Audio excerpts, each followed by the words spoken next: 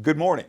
Uh, Today is March 13th, 2024, and we are in the Kansas Supreme Court conference room.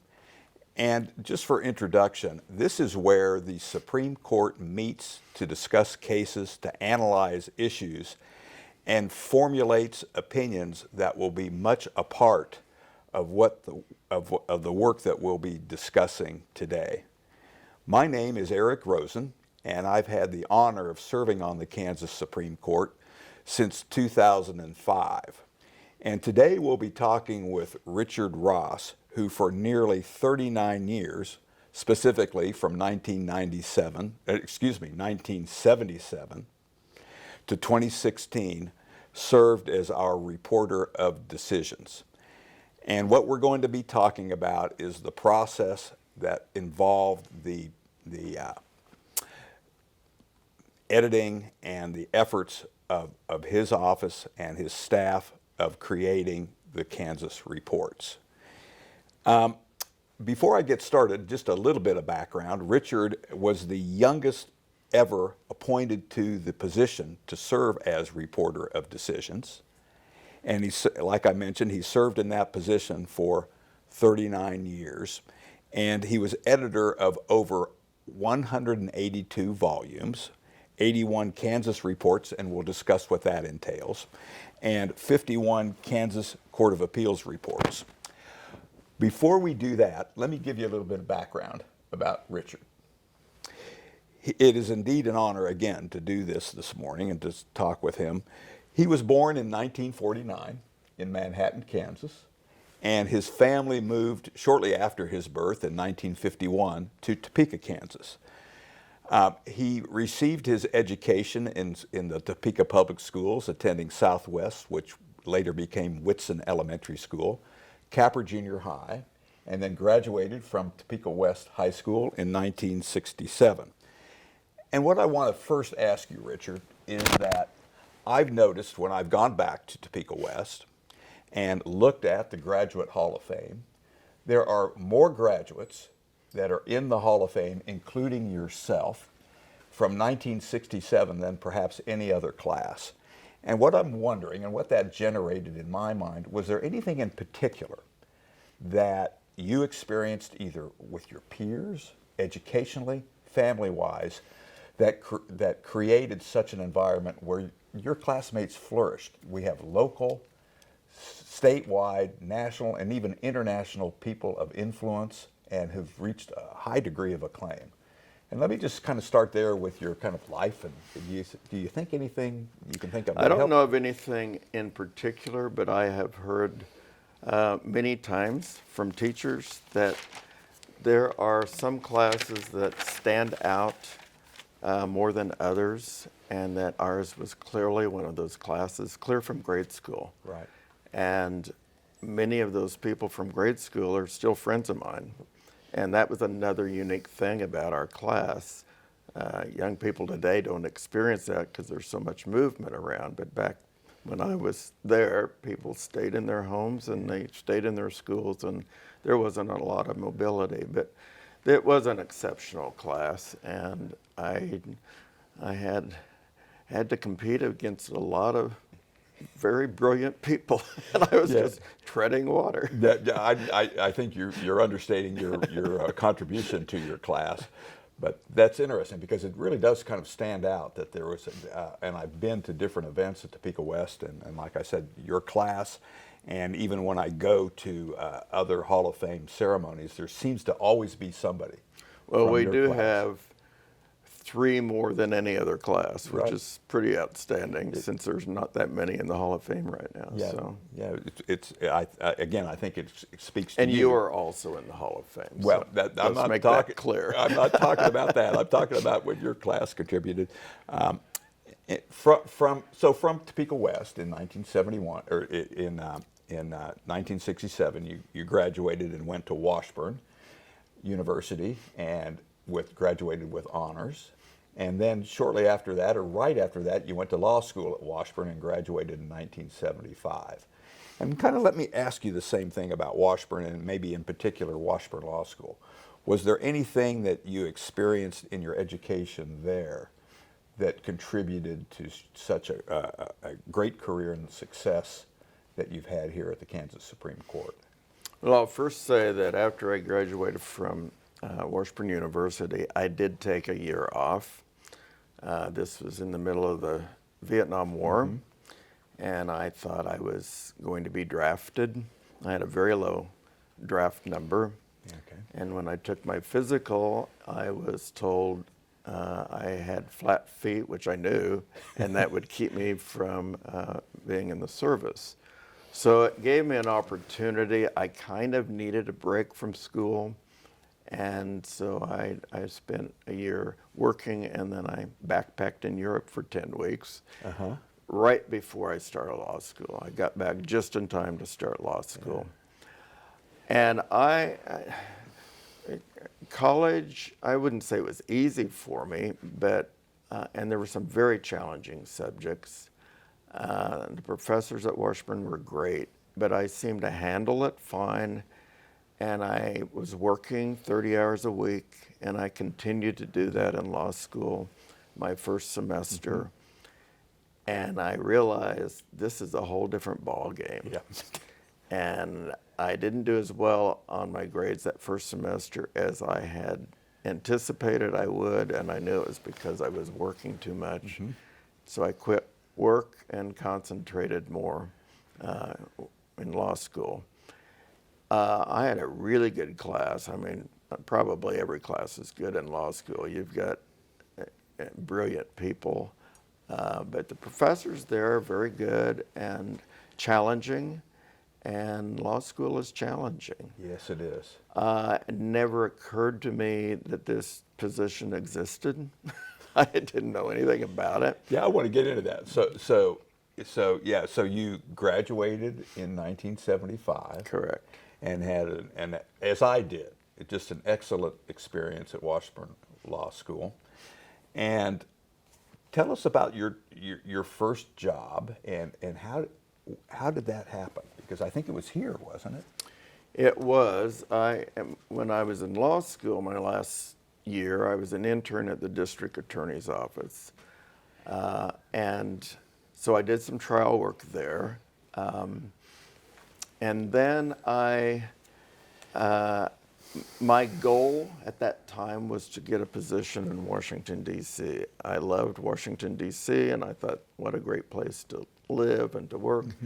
And I had gone back to apply for a number of positions. Some I didn't get called back on, but two in particular, I made it the final two cuts.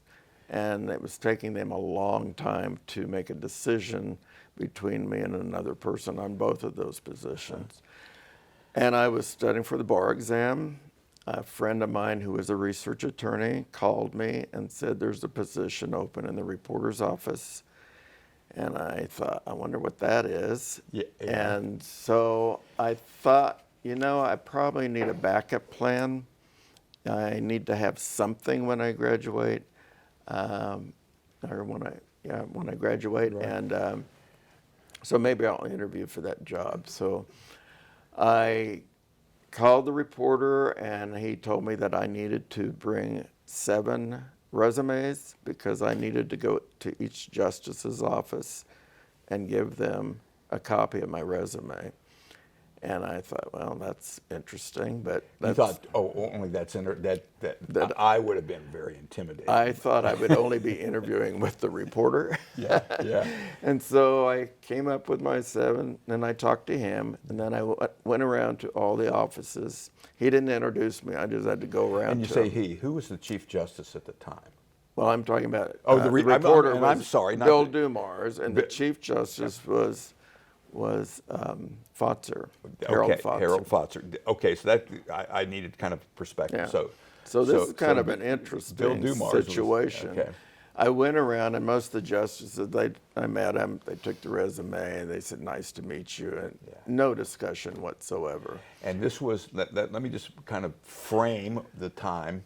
This was 1975, the summer. Right. And tell us, was this building here at the time? No, building did not exist. Exactly. The legislature hadn't even approved building the building, and this was the Supreme Court. We didn't have a Court of Appeals then. Right.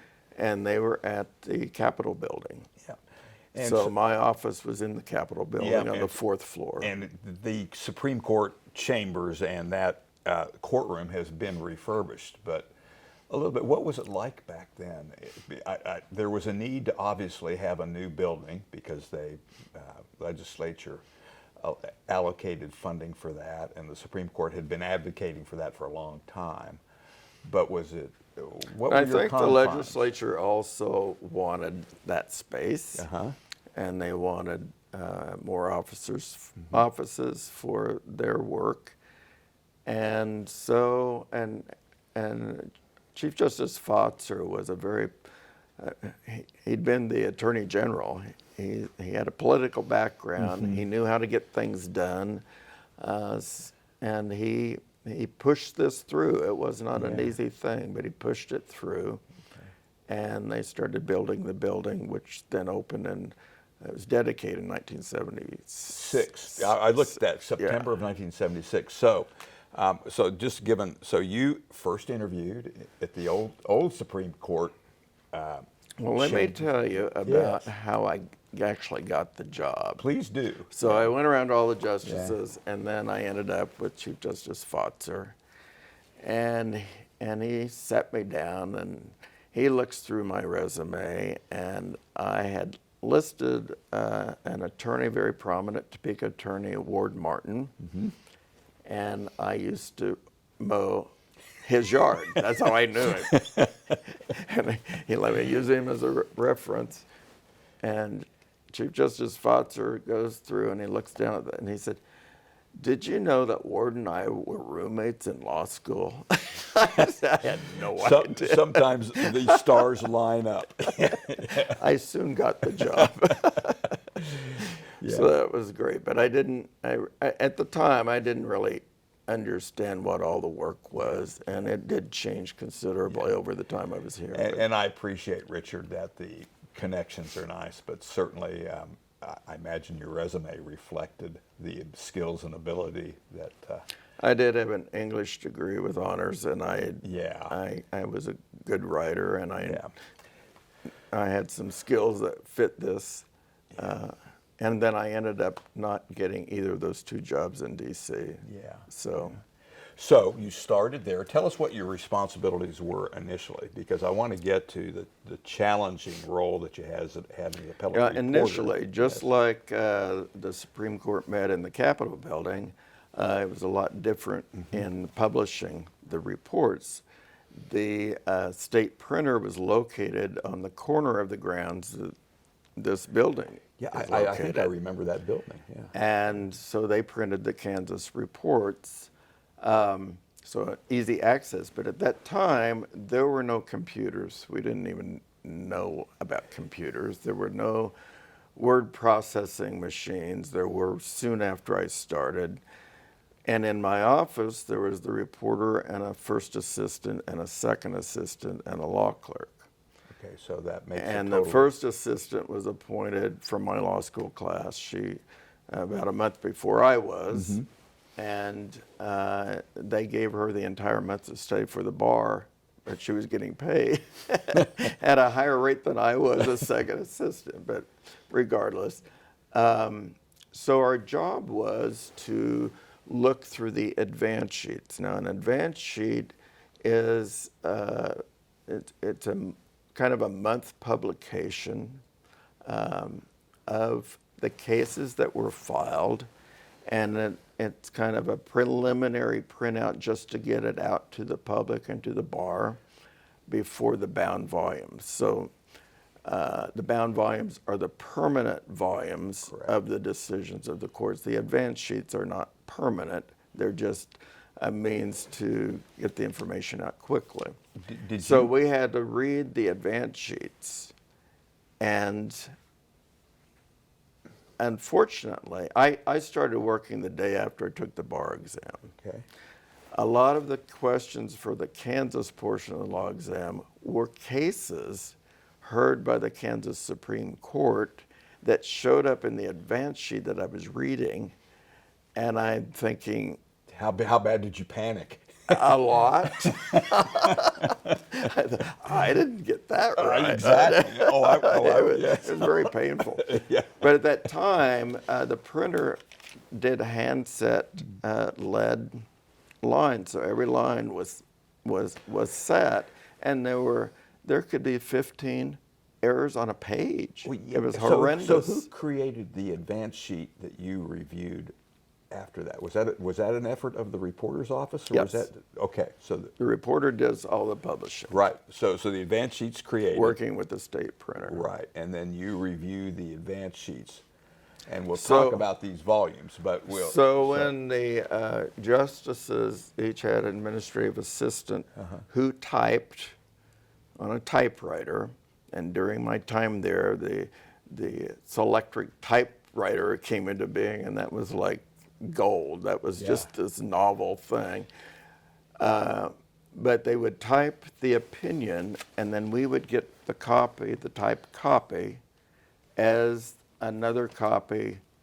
We would get a copy, and the original would circulate to the members of the court for their review and their comments. And nobody was supposed to write on that original copy, because that's the one that was going to get filed.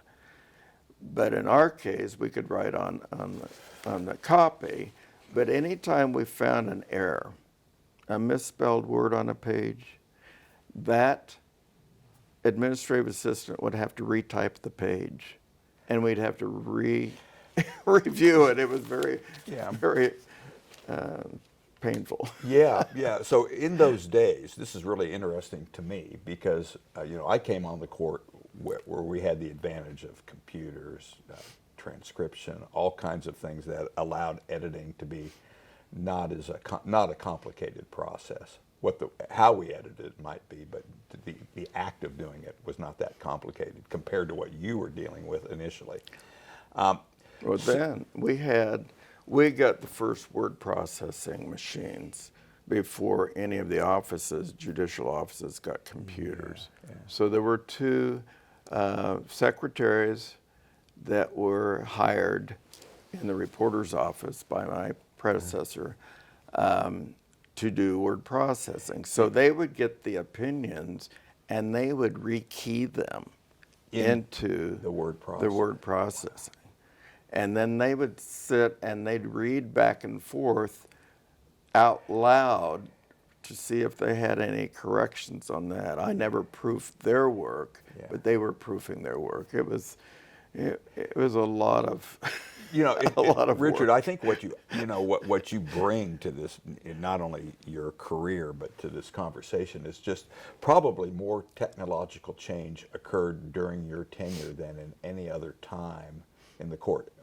I might be wrong about that in terms of I'm sure you're right. Advent of typewriters and that kind of thing. But this is amazing, the transformation that you helped bring along in your career, because you're starting off at this basic.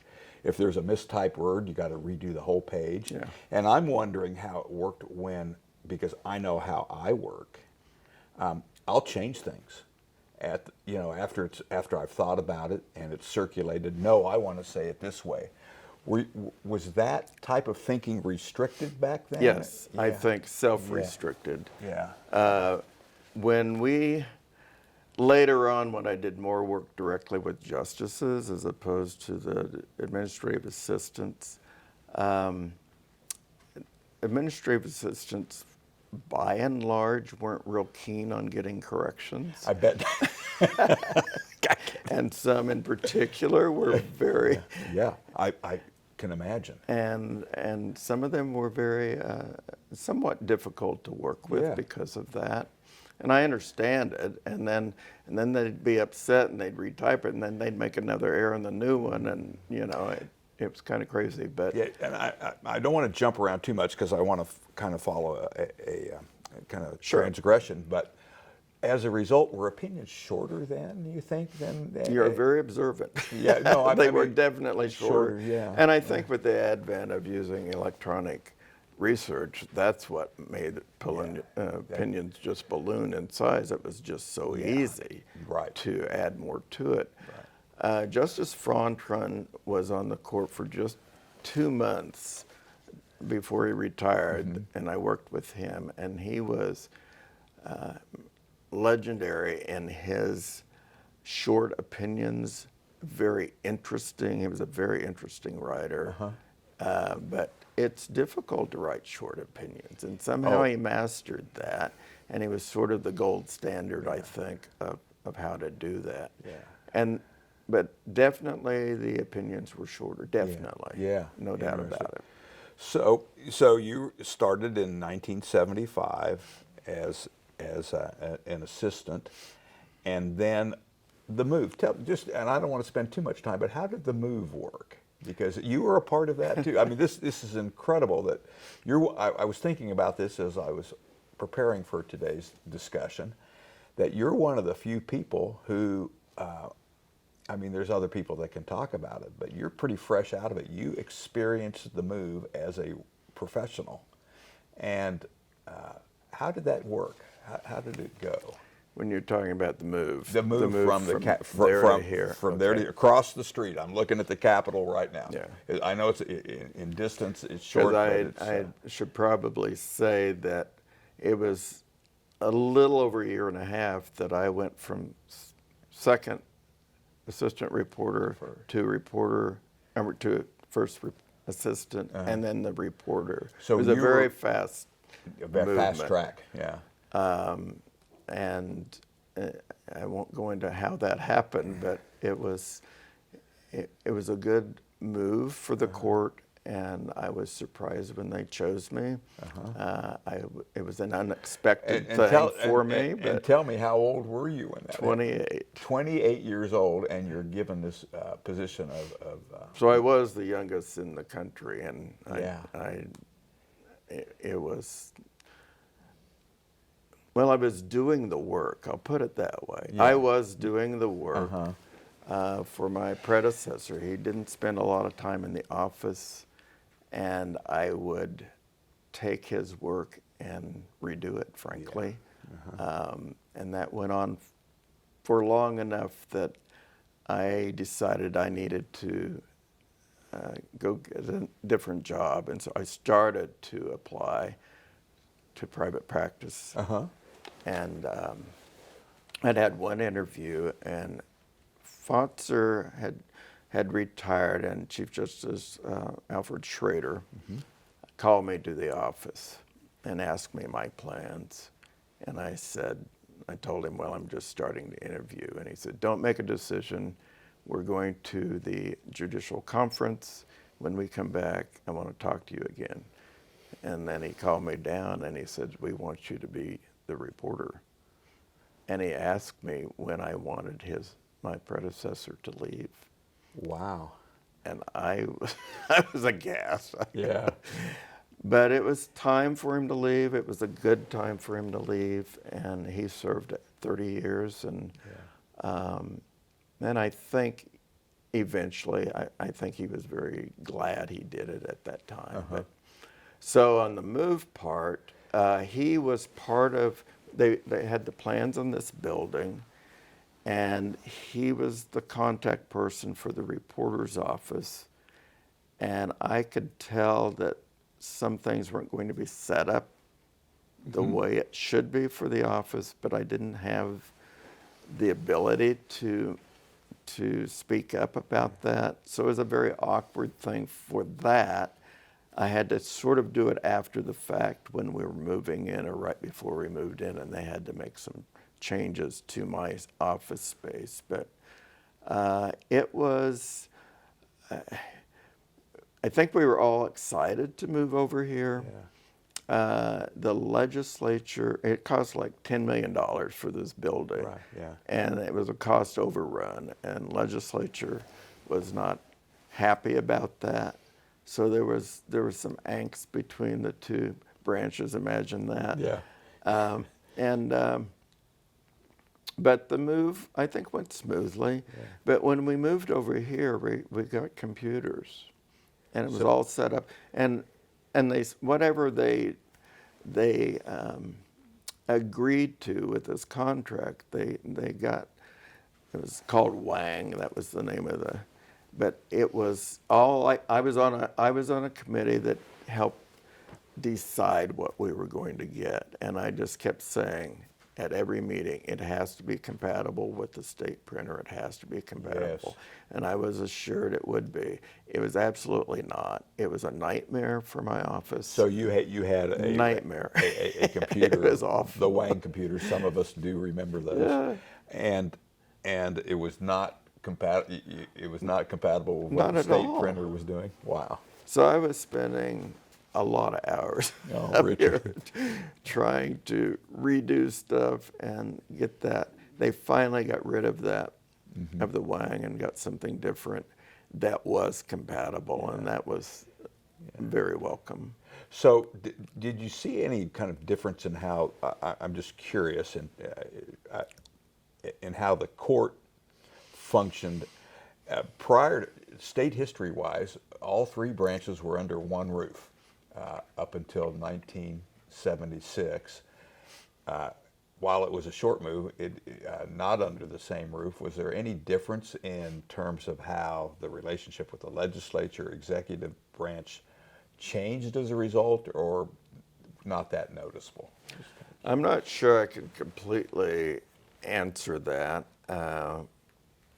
but I think when you're all in one space and you see each other, yeah. That's what I was wondering. It's probably a good thing. And when you separate, and that was really part of it. They want both branches, I think, really wanted to emphasize they were separate. So I think that part was good. But when you don't say hi to people or talk to them, that it's easier for things to move apart. I should say that the Court of Appeals came into existence before we moved over. Right. And the Court of Appeals judges, only 2 of them were in the Capitol building. The other 5 were located in an office building downtown. Yes. And that was hard for my office to go back and forth. And just to revisit that, the legislature passed a constitutional amendment creating the Court of Appeals, actually recreating. It was short-lived in the late 1800s. And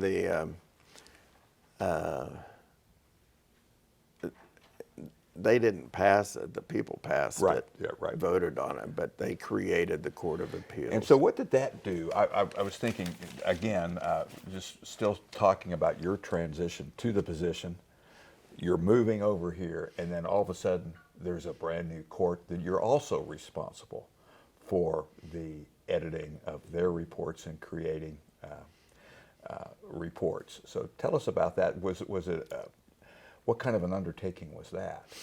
Well, there's a lot more work involved. Yeah. And did they increase your staff appropriately? I fought for an increase over many years. And every once in a while I'd get somebody. Yeah. Not initially. And I would say, probably very few people know this, but I took work home with every day from the time I started as reporter. And I can tell you, to the time you finished. Not that true. Yeah, I did. Yeah, but initially, the first, I would say 28 years, I read every opinion. And I read every opinion after my staff did its work. And we haven't talked about what our work was yet. That's next. But I couldn't complete all that at work, and so I always took work home. And then with the Court of Appeals, there were just more opinions. And then there's more people to work with. And it takes time to go back to an office and explain, corrections or changes and proposals. And so it just, the workload really was significant. But the quality of the judges was the same. I always respect how our state chooses our judges and justices on the appellate courts, because people rise to the top that want the position and they're qualified. And so for the most part, they were easy to work with. It was just the workload was higher. Let's talk about your work, because as I introduced you, I talked about this being the room in which I, for the last 18 years, have sat a variety of different chairs at that table. And what we do is we hear oral argument, read the briefs, discuss the cases, decide each issue, the 7 of us. For the Court of Appeals, it's a panel of 3. But we decide the issues and then write what we, for the most of the time, a unanimous decision, and circulate that amongst ourselves because you're writing for the court. And then we create a product and it's handed off to you. And sometimes in that process, you get kind of a preview of what we're doing.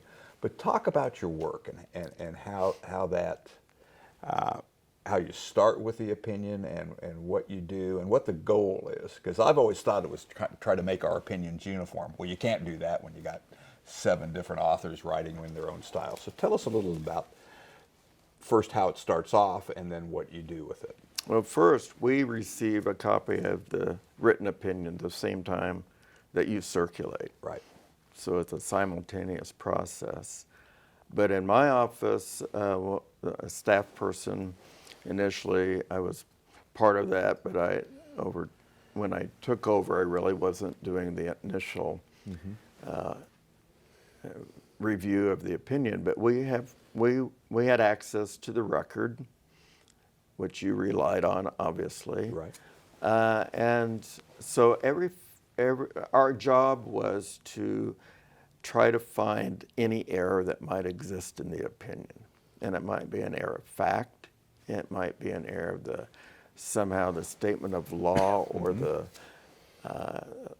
particular law might not have applied as well as another statement, but everything that is cited as authority was reviewed by the person that was doing that initial check.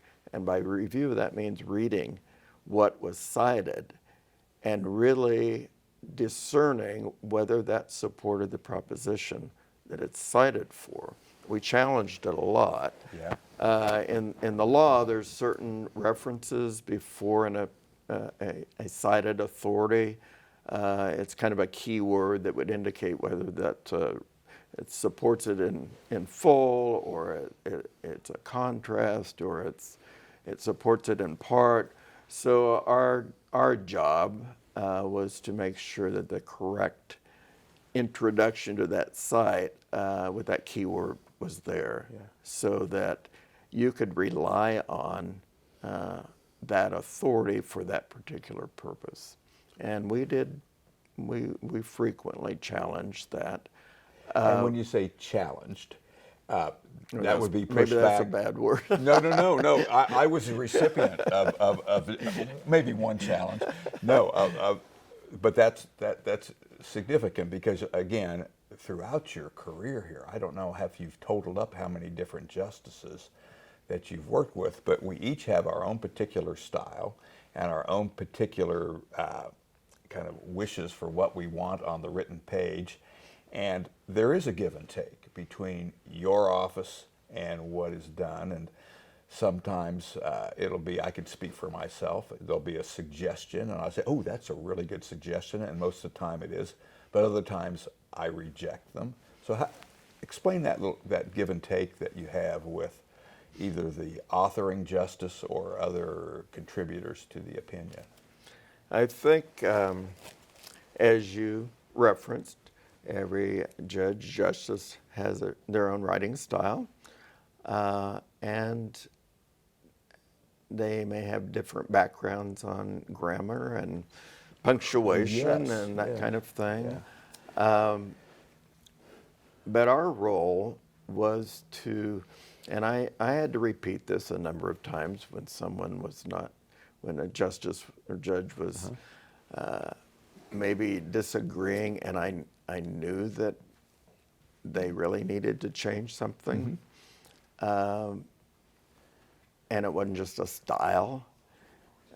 So I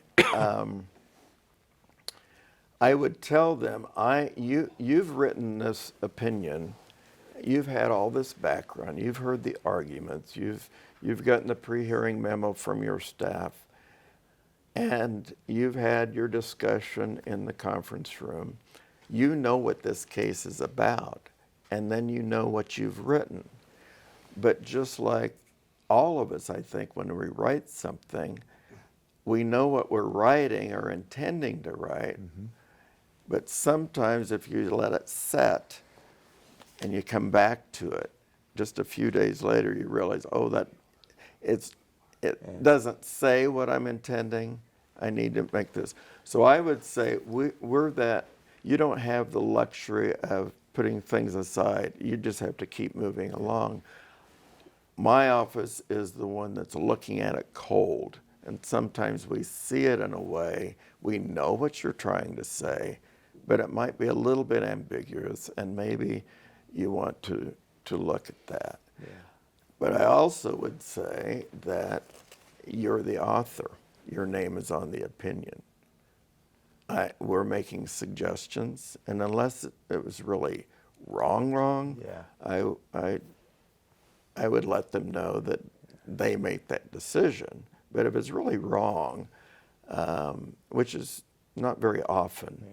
But I'd have staff come back to me and they'd say the justice or judge wouldn't change this, but this isn't correct. And I would review it, and if I thought my staff attorney was correct, then I would go down and talk to the judge or justice.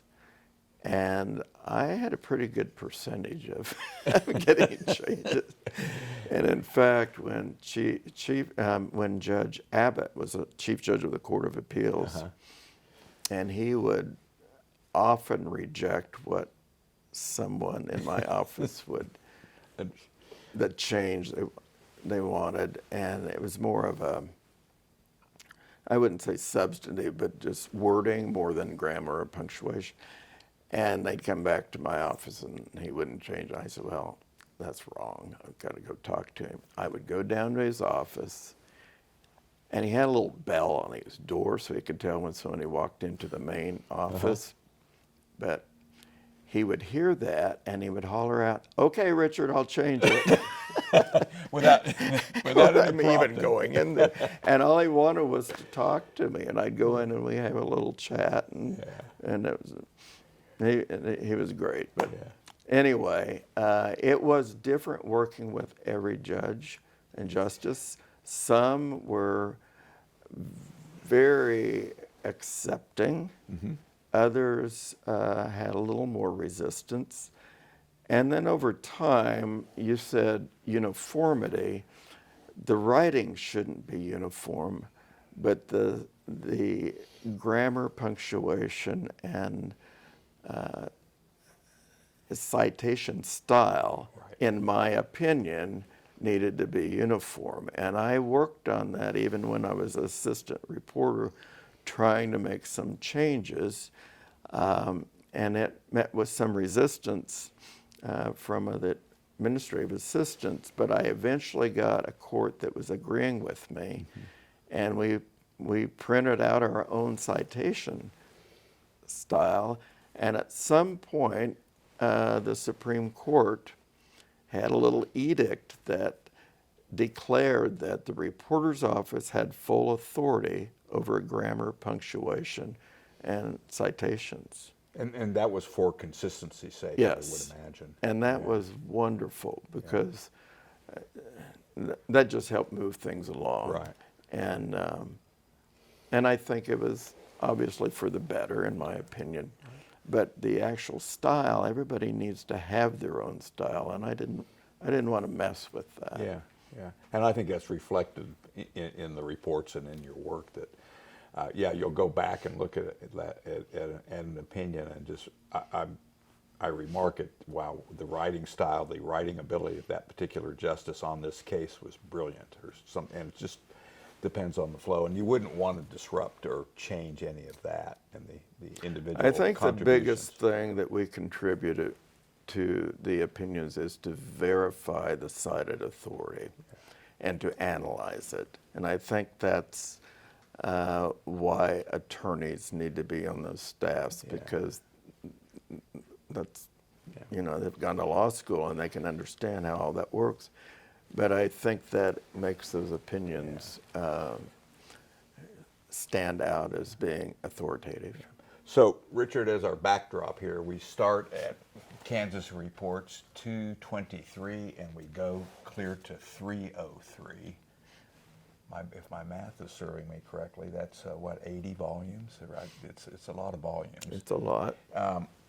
Tell us, so you put together, you have the opinion, there's the majority, sometimes a concurring and a dissent. They are then, now we do it like on Fridays when they're ready to be published and viewed for the public. How did it work when you first started? Were there different time periods? Yes, it was definitely different. Yeah, because I hear stories about, depending on who was Chief Justice, being more demanding on timelines. Well, for many years, almost no justice wanted to have an opinion held over. Now, what that means is you have 8 different weeks of oral argument, and the Friday of that week of oral arguments was the day that the prior set of argument opinions were filed and made public. Okay. And if you held something over for whatever reason, maybe you're waiting for a dissent, Right. or there's a variety of reasons why Right. something might be held over and not filed on that day. But back then, that was, nobody wanted to come in to the conference room and say, I need to hold this over. So we often received opinions on a Tuesday or even a Wednesday for the Friday filing. And we had to work all night I was going to say they had to be to very get late it night. done. Yeah, there's no way. Yeah. But that's just how that worked. Yeah.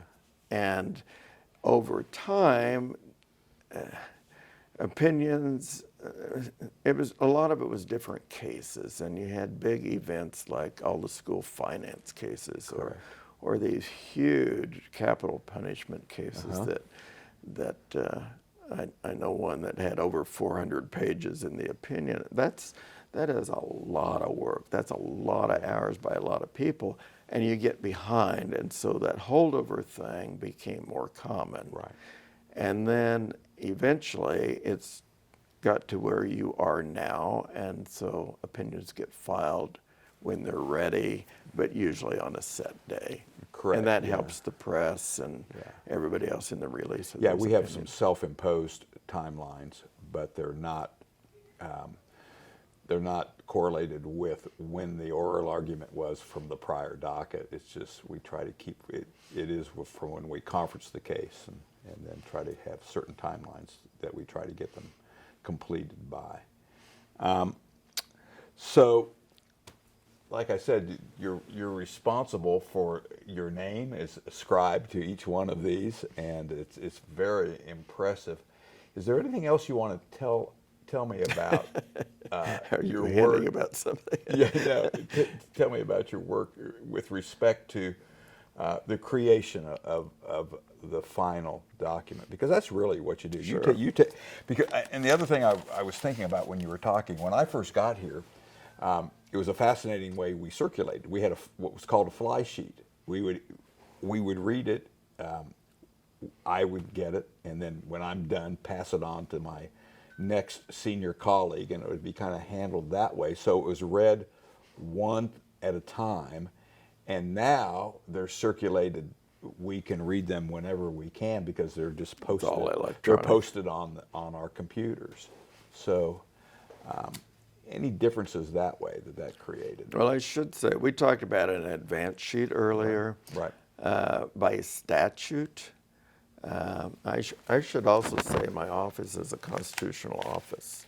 So Right. in our Kansas Constitution, it declares the Supreme Court shall appoint a reporter, and it indicates, it's a very short sentence, but it indicates the role of the reporter is to publish the opinions. So the advance sheet is that intermediate step to get things out quickly. But by statute, once you reach 750 pages minimum, you can create a bound volume. And that was always my call. I would decide where to cut it off to create the bound volume. And the bound volume also was published by the state printer, or printed by the state printer. The bound volume, and still is, the official reporter and official documentation of the decisions of the court. The advance sheet is unofficial because you can make changes on those opinions, but once it's printed, that's the official volume. And there's some secondary sources that attorneys use maybe more often than the official version. West Publishing, which is now Thomson Reuters, and LexisNexis are the main ones. And they receive the opinions electronically, and they print them, and they put them online. And every once in a while, for whatever reason, they might have language that's different than what's in the Kansas report. And my job wasn't to check their work. It's their work. But I did, if I ever found out that there was a discrepancy, I would call them and tell them to make that change. There were other reporters' offices that they wanted to make clear theirs was official and they weren't going to help these other sources. But I always figured we need the law to be correct wherever it's located. So I was fine with doing that. But I was Chief Justice Marla Luker one time came down to my office, and she had written an opinion, and it took quite a while for a dissent to be written. And once that dissent was written, she needed to rework part of her original. And she was relying on a quote from the U.S. Supreme Court. And in doing the revision, she discovered that quote that statement no longer existed in the U.S. Supreme Court. Because they had. And it was still in two sources that were not official. So she said, how can this be? And I said, I'll call the reporter who I knew well.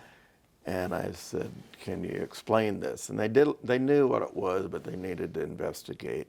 And it turns out the U.S. Supreme Court can make changes at the very end of an opinion, and they don't necessarily worry about it. Reveal that, and all of a sudden there's this new opinion.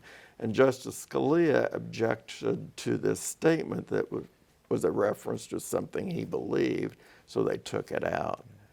And so that kind of, very few people know that kind of thing exists, and it's so easy now to rely on the electronic versions and move things along. Right. But I always insisted that official reporters that are cited, whether it was Kansas or another state or federal court, if it was official, I always made sure that my staff checked the official report, and we would find changes. Yeah. So the reliability on the accuracy of our opinions, I think, is very high. It is high, and it's, you're to be commended. One of the things that I experienced and really enjoyed is a different kind of effort that you made, and it speaks to your well-roundedness and your contributions not only to the administration of justice in our state, but also to our community, and your work with Washburn and with the Mulvane Art Center, is that you were, and still are, the curator for this room.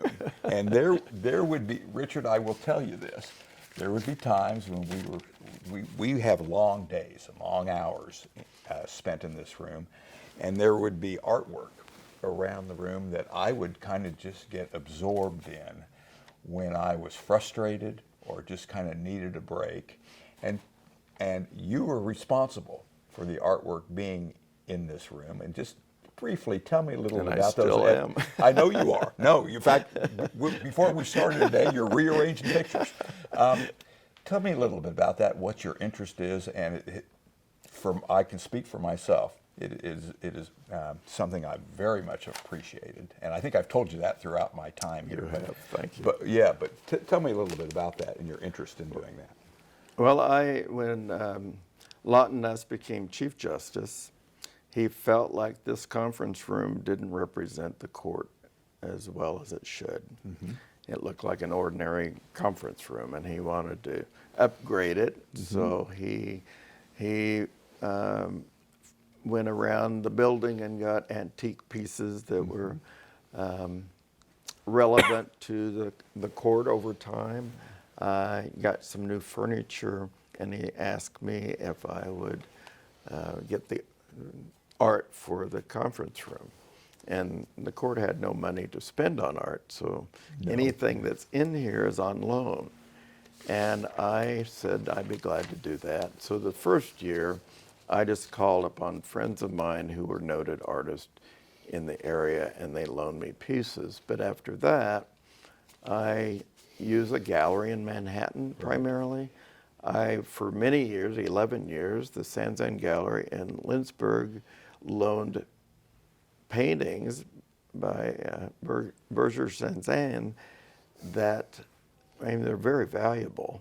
And it was outstanding. And inspiring. I would be absorbed. There was one in particular of the Big Thompson Canyon in Estes Park, Colorado, where I would vacationed as a child and as an adult, and it's like he just had a way of capturing. Well, I didn't know anybody at that gallery, but I contacted them, and they readily agreed. They were supplying artwork for the governor's office, and that's how I found out about it.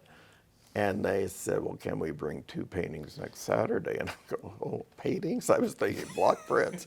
And so, sure. So I've developed a really good relationship with them. In fact, the curator wrote me a letter yesterday about something. And it got to be, I would go down to the Sanzan. They would pick them. They knew the size. I would tell them the size of the wall and whatever.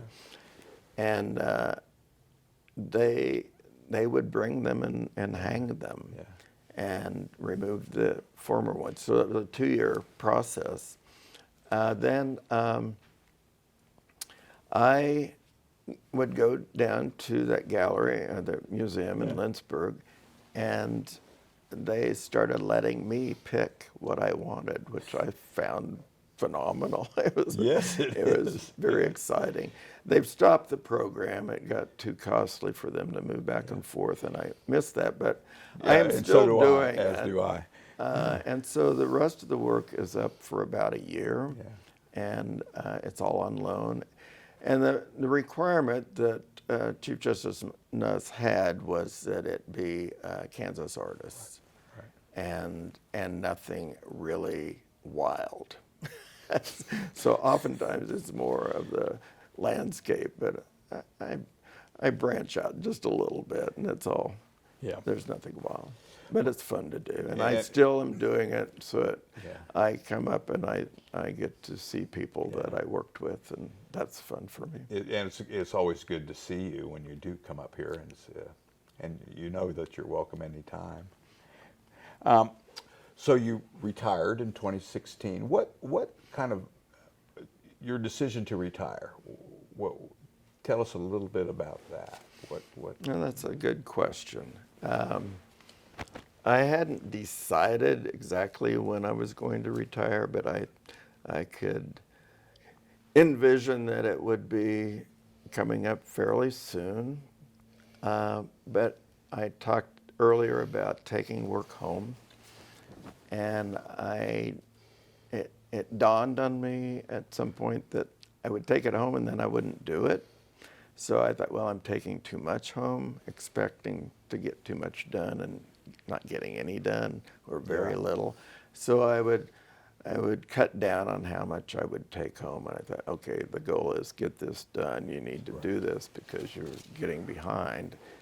And I realized I wasn't getting it done. I was just kind of burned out. And that's when I thought, that's the signal. It's time for me to call it quits. Well, and you might have been burned out, or however you want to say it was time to move on, but you have remained very active in the community. And just, I look at what you have done besides your work with Washburn. You're on the Stormont Vale Healthcare Foundation. You're involved with the with the United Church. You're a part of the McVicker Educational Scholarship Foundation, Friends of the Free State Capitol, and when we talked about it, you're very involved with that and responsible for some of the rebuilding of our first. It's our first Constitution Hall. Just briefly mention that. I got on the Board of Trustees for, we call it Friends of the Free State Capitol, which is Constitution Hall, Topeka. I got on almost 3 years ago in April. Yeah. And I jumped in with both feet, and I've raised a lot of money. And this is a building that's in downtown Topeka that few people know exists. It's the oldest building in Topeka, oldest owned structure. But at one time, it was the first capital of Kansas for 5 years. The Supreme Court met in that building, the 3 justices on the Supreme Court. The legislature met in that building. They created the Kansas Constitution, which wasn't adopted eventually, but a lot of the language there, especially language saying no more slavery in this, or there will be no slavery in this state. But it was also Underground Railroad, and and Topeka started in that building. Yeah. So it's a very significant building, and our goal is to preserve it. We knocked down a building. We purchased a law office next door to this structure, knocked it down, and are currently in the process of building what would be called a welcome center. And so this will be an interpretive center of Constitution Hall and a place for not only learning of our history, but also a place for presentations and traveling exhibits and lectures, and we've got lots of ideas, but all using that core message from the very beginning of equality and freedom. That's what we want to happen in that building. You've spent your career contributing to justice in such a magnificent way, and it's just fantastic that you continued on in your retirement with the Constitution Hall. When we talked, I drove by, and yes, it's going to be something spectacular. It's a work in progress, and it's happening, and you should be, again, very proud of your work, and thank you for your contribution there. Well, thank you. One more thing before we end. Yes. When we talked is you've been very involved with Washburn University, and I understand this May you're going to be bestowed an honor, and I would like to conclude this by you explaining what that honor is, and it's so well deserved. Well, I have been on the board of the foundation, Washburn University, and I've been very active in numerous things and still am at the university. And about a month ago, the president of the university came to my house and said she had a surprise for me. And she announced to me that the university wanted to bestow its highest honor on me. So at the May commencement, I will receive an honorary Doctor of Humane Letters.